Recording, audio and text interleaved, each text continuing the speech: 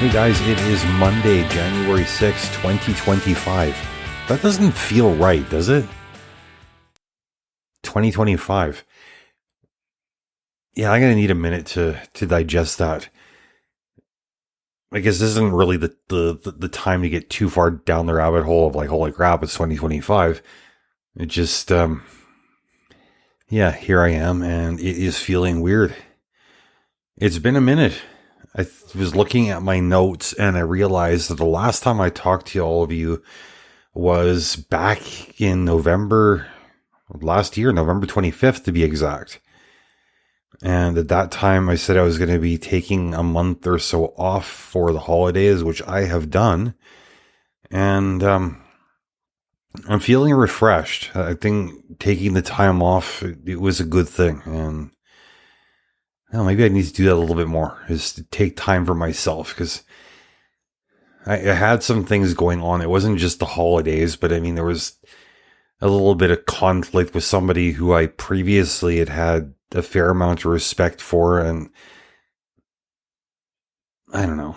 Things got a little bit ugly, and I'm not really sure even now what exactly the path forward is. I just know how I need to deal with things in the moment.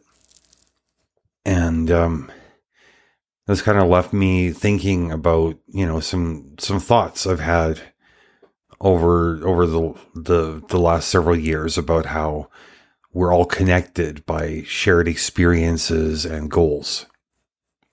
I've said it before, and I still believe it, that we all have more in common than we have in conflict. And when I take a step back, I realize that most people deep down want the same things. We all want to be happy. We all want to stay healthy. We want to protect the people we care about, and we want to hold on to the values that matter to us. These are the things that connect us, and they're true no matter where someone comes from, what their background is, or what they believe. But it's easy to forget this when we are in the middle of a disagreement. There have been times when I felt completely opposed to someone else. Their actions or opinions didn't make sense to me. But when I really thought about it, I could see that their motivations weren't so different from mine. They just had a different way of showing it. Maybe their idea of protecting their family looks different from mine. Maybe their version of happiness doesn't match what I'd want for myself. But at the core, we're often striving for the same basic things. That said, seeing what we share doesn't always mean that we can connect. Sometimes, no matter how much we try, the other person isn't willing or able to meet us halfway. And I've experienced this more times than I'd like to admit. I've spent a lot of energy trying to fix relationships, thinking that if I just explained myself better or gave more effort, things would change. But I've learned that no amount of effort on my part can make someone else show up the way I need them to. And that's hard. It's especially hard when it's someone I care about. But I've come to realize that setting boundaries in these situations isn't giving up. It's taking care of myself. A lot of people misunderstand what boundaries are. They think that boundaries are about shutting people out, but they're not.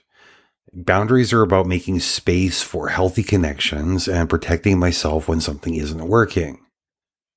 When I've set clear boundaries in my life, it hasn't been easy, but also it's made me stronger. It's helped me focus on the relationships that do work and, the ones that give back as much as I put in. Boundaries aren't about cutting people off forever. They're about giving myself permission to stop pouring energy into something that isn't good for me right now. Now, not every relationship can be fixed, and not every conflict can be resolved. Sometimes the healthiest thing I can do is step back and accept that the other person isn't ready to meet me where I am. This doesn't mean that I've failed. It doesn't mean that I'm a bad person. It just means that they're not in the place to connect with me the way I need, and that is okay. It's taken me a long time to gain an understanding of this. letting go of a relationship, even temporarily, can feel like a loss. But sometimes it's the most loving choice I can make for myself and for them. And I'm still figuring all of this out. I mean, I've made mistakes. Sometimes trying too hard to fix things and sometimes walking away too quickly. But each experience has taught me something important about balancing empathy with self-care. We are all connected. We have so much more in common than we realize.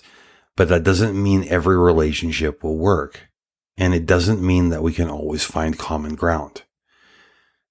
So here's where I've landed. Look for the good in others and try to understand their motivations. But don't forget to take care of yourself. Sometimes setting boundaries is the best way to protect your peace and create space for healthier connections. And I'm wondering, have any of you ever struggled with this balance? If so, I would love to hear about it. Thank you for taking the time to listen to me talk things through. Take care of yourselves. I'll see you next time. I don't know if I mentioned this earlier, but Happy New Year's.